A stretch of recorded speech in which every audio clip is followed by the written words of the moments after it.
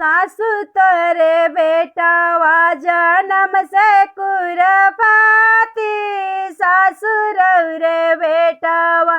जन्म से कुरपाती, सासू तोरे बेटावा जन्म से कुरपाती, सासू तोरे बेटावा जन्म से कुरपाती,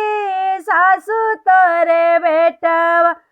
सोने की थाली में जेवाना बनावाली,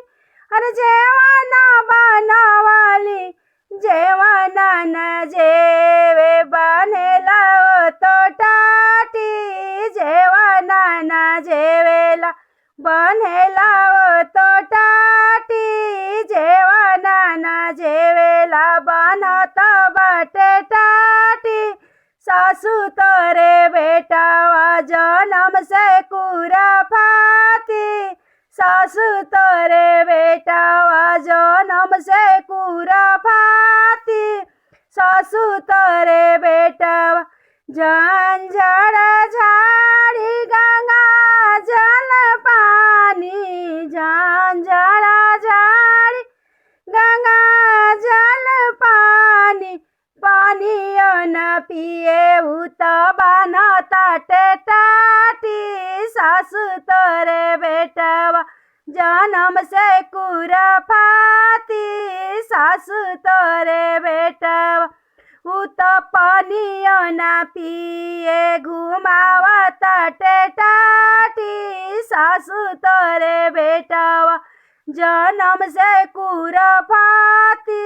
सासू तोरे बेटावा जन्म से कुरपाती,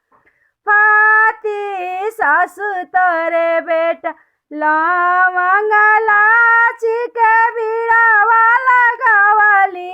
लवंग लाची के बीड़ावा लगावली, बीड़ाओ न कुचता नाचावता